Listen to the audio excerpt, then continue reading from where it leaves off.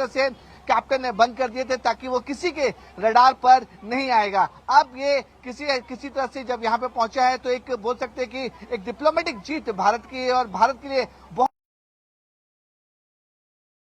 तो crude oil जो पूरी दुनिया में नहीं की वजह से क्रूड ऑयल के लगातार दाम बढ़ रहे हैं, उस हालात में 1,35,000 metric ton crude oil Bharat पहुंच चुका है। मेरे पीछे जिस हफ्ते का कि सेन लॉन्ग जहाज है वो अब ऑफलोड कर रहा है, और ऑफलोड करने के बाद ये जहाज यहाँ से निकलेगा।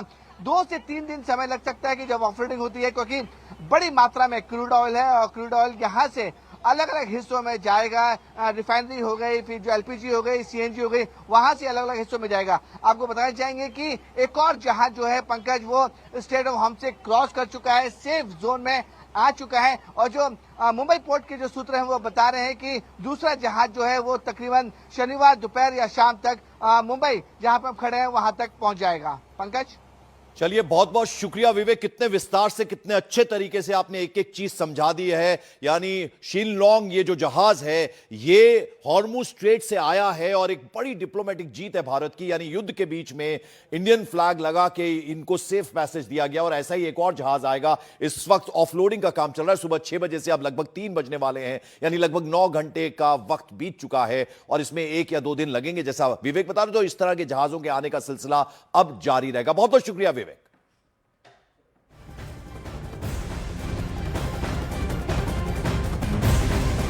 और इस सब के बीच हॉर्मुज में शोले बरस रहे हैं। हॉर्मुज जो है वो इस वक्त जंग का सेंटर पॉइंट बना हुआ है। पिछले 24 आवर्स की अगर हम बात करें तो 5 कार्गो शिप जंग की भेंट चढ़ चुके हैं। वहीं फारस की खाड़ी में अमेरिका और ग्रीस के तेल टैंकरों से भरे जहाजों पर हमला किया गया है और हमले में अमेरिका को बड़े नुकसान का दावा भी किया जा रहा है। वहीं अमेरिका ने साफ साफ शब्दों में हमले के लिए ईरान को जिम्मेदार ठहरा दिया है और आगे भयानक परिणाम भुगतने होंगे ईरान को।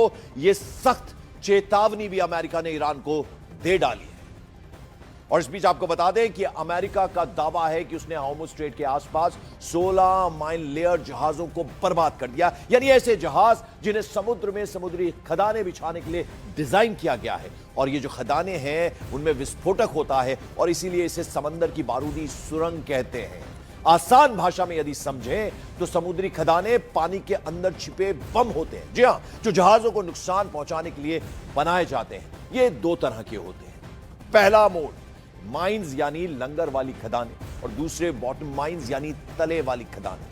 मोड माइंस यानी लंगर वाली खदानें समुद्र के तल से रस्सी से बंधी रहती हैं और फिर पानी की सतह के पास 5 से 10 मीटर ऊपर तैरती रहती हैं, जबकि जो बॉटम माइंस होती हैं यानी तल वाली खदानें सीधे समुद्र के अंदर नीचे गहरे में रखी जाती हैं। ये खदानें 100 से 500 किलोग्राम तक विस्फोटक रख सकती हैं। इन समुद्री खदानों का काम करने का तरीका भी बिल्कुल अलग होता है। कुछ संपर्क वाली होती हैं जो जहाज के सीधे टकराने पर फट जाती हैं और कुछ मैग्नेटिक यानी चुंबकीय होती हैं जो बड़े जहाज के लोहे को महसूस करके फट जाती हैं। इसके अलावा कुछ बारूदी सुरंगें आवाज पर रिएक्ट करती हैं और जहाज के इंजन की आवाज सुनकर फिर सक्रिय हो जाती हैं, जबकि कुछ बारूदी सुरंगें दबाव वाली होती हैं, प्रेशर वाली, जो पानी में जहाज के गुजरने से पैदा हुआ जो दबाव है उसको फौरन आइडेंटिफाई करती हैं, पहचानती हैं और फिर फट जाती हैं। और ईरान इजराइल युद्ध में एक और बड़ी खबर आ रही है। इजराइल पर युद्ध में फास्फोरस बम के इस्तेमाल का आरोप लगा है। जैसा हमने आपको इससे पहले भी बताया था, युद्ध के बीच ह्यूमन राइट वॉच ने इजराइल को फास्फोरस बम के इस्तेमाल का उस पर सीधे सीधे आरोप लगा दिया। आरोप यह लगाया कि हिजबुल्लाह के ठिकानों को बर्बाद करने के लिए इजराइल ने फास्फोरस बम का इस्तेमाल किया। यानी अब जिस तरह की सीमाएं होती हैं वो टूटती हुई नजर आ रही हैं। इस युद्ध में रेजिडेंशियल इलाकों को एक तरह से उन पे अटैक किए जा रहे हैं और अब हिजबुल्लाह पर फास्फोरस बम का इस्तेमाल उसके ठिकानों पर किया गया है, ये दावा किया गया, यानी इजराइल ने फास्फोरस बम का इस्तेमाल किया है, ये आरोप लगा है अब इजराइल के ऊपर।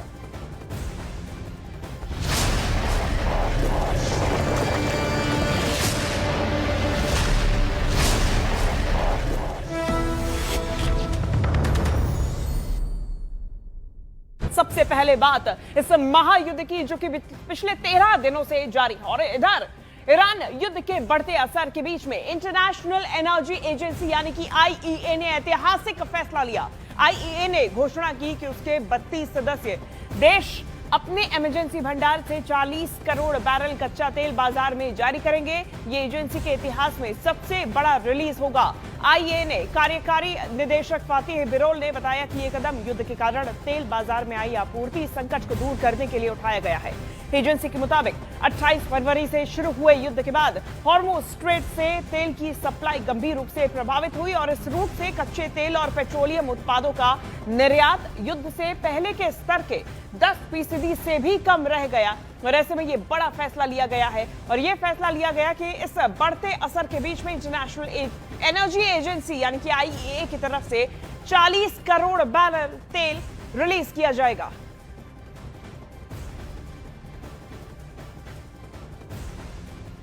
तो इंटरनेशनल एनर्जी एजेंसी की तरफ से क्या कहा गया, चलिए आपको बताते हैं। उन्होंने कहा कि आपातकालीन भंडार से यानी कि जो इमरजेंसी रिजर्व है उससे तेल सदस्यों को जाएगा यानी कि जो सदस्य देश है उनकी परिस्थितियों के मुताबिक चरणबद्ध तरीके से रिजर्व तेल को बाजार में उतारा जाएगा। दरअसल 1974 में बने आईईए के इतिहास में यह छठी बार है जब इसके सदस्य देश मिलकर रणनीतिक भंडार से तेल को जारी कर रहे हैं। इससे पहले 1991 के खाड़ी युद्ध, 2005 के हरिकेन कैटरीना, 2011 में आए लीबिया युद्ध और 2022 में रूस यूक्रेन युद्ध के दौरान ऐसा ही कदम उठाया गया था।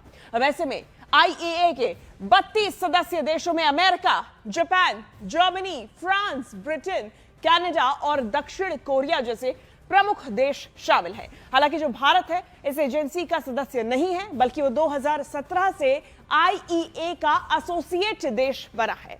अब ये जो आईईए है इसके तहत और इसकी तरफ से ये तेल जारी किया जाएगा। लेकिन दूसरी तरफ भारत की बात की जाए तो एलपीजी को लेकर देश में बन रहे हालात पर केंद्र सरकार ने एक्शन लिया है और ऐसे में केंद्रीय गृह सचिव ने सभी राज्यों के मुख्य सचिवों और डीजीपी से बात की। मीटिंग में साफ निर्देश दिया गया कि गैस सिलेंडर की जमाखोरी और कालाबाजारी किसी भी कीमत पर नहीं होने दी जाए। राज्यों से कहा गया कि हालात पर कड़ी नजर रखें और जरूरत पड़ने पर तुरंत सख्त कदम उठाएं। अफवाहों और बढ़ते पैनिक के बीच में केंद्र ने कहा कि सप्लाई सामान्य है और लोगों को डरने की जरूरत नहीं है।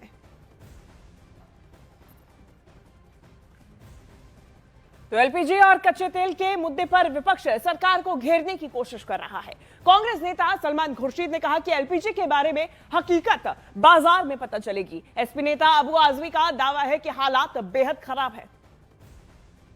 अभी तो उलझा हुआ मसला है और पूरी दुनिया को उसको झेलना पड़ रहा है, पूरी दुनिया पर उसका असर पड़ रहा है और यकीनन जो दुनिया को तकलीफ सहनी पड़ेगी उसकी वजह से कुछ ना कुछ कदम उठाए जाएंगे और वो कदम सही राह पर सबको ले जाएं, ऐसी उम्मीद है।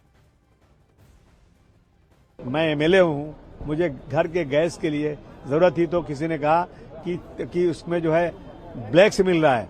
मैंने कहा भैया ले लो, ब्लैक से ले लो, नहीं तो क्या मुश्किल है। यानी बिल्कुल से हालत खराब है। सरकार को इसके ऊपर ध्यान देना चाहिए क्या हो सकता है, क्योंकि अब जो लड़ाई चल रही है इसकी वजह से बहुत दिक्कत चल रही है और अगर अभी ये है और अगर ये लड़ाई जंग चली आगे तो मैं समझता हूँ क्या होने वाला है समझ नहीं आ रहा है। इस पर प्रधानमंत्री जी को बहुत जल्द कहीं न कहीं से इसका बंदोबस्त करना चाहिए, वरना देश में लड़ाई यहाँ तो नहीं चल रही है लेकिन यहाँ हाहाकार मच जाएगा, भुखमरी हो जाएगी। तो देखिए, समुद्री खदानों या फिर यूं कहें कि बारूदी सुरंगों का काम करने का तरीका अलग होता है। इसके बारे में चलिए आपको जानकारी देंगे और एनिमेशन के माध्यम से बताएंगे कि कैसे अगर कोई जहाज बारूदी सुरंगों से गुजरेगा तो फिर नुकसान होगा। लेकिन ये हम इसलिए बात कर रहे हैं क्योंकि एलपीजी का जो खतरा बढ़ रहा है वो इसीलिए बढ़ रहा है क्योंकि हॉर्मुज स्ट्रेट में दिक्कतें आई। यहां पे जहाज बारूदी सुरंगों के ऊपर या आसपास पहुंचा तो फिर क्या होगा।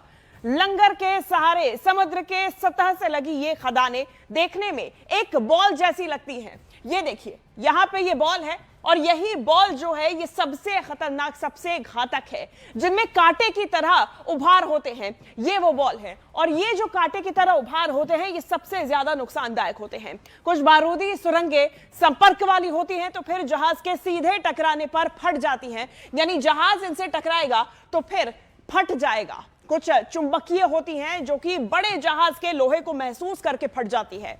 अब इसके अलावा कुछ बारूदी सुरंगें आवाज पर रिएक्ट करती हैं और जहाज के इंजन की आवाज सुनकर सक्रिय हो जाती है। और ऐसे में जबकि कुछ बारूदी सुरंगें ऐसी भी होती है दबाव वाली, जो कि पानी में जहाज के गुजरने से पैदा हुए दबाव को पहचान लेती हैं और फिर फट जाती हैं। तो ये 4 तरीके हैं। पहला तरीका है, अमेरिका कड़े विकल्पों पर विचार कर रहा है। इस बीच आपको बता दें, बहरीन के गृह मंत्रालय ने मनामा के उत्तर पूर्व में मुहर्रक प्रांत में एक संयंत्र पर ईरानी हमलों के बाद लगी भीषण आग का वीडियो जारी किया है। आप इस वीडियो को देख सकते हैं। वीडियो में एक ईंधन टैंक में भीषण आग लगी है और जो फायरमैन हैं, दमकल कर्मी, उसे बुझाने की कोशिश कर रहे हैं लगातार। बहरीन ने कहा कि अमेरिका और इजरायल के तेहरान पर हमले के बाद ईरान के इस क्षेत्र के देशों को निशाना बनाना शुरू करने के बाद से उसकी सेना ने 170 से अधिक ड्रोन और 100 से ज्यादा मिसाइलों को मार गिराया। खाड़ी देश बहरीन में अमेरिकी नौसेना के 5वें बेड़े का हेडक्वार्टर भी है। तो बहरीन की तरफ से ये वीडियो जारी किया गया है। ईरान के हमले का ये वीडियो आप देख सकते हैं, किस तरह से ये आग की लपटें दूर तक उठती हुई नजर आ रही है।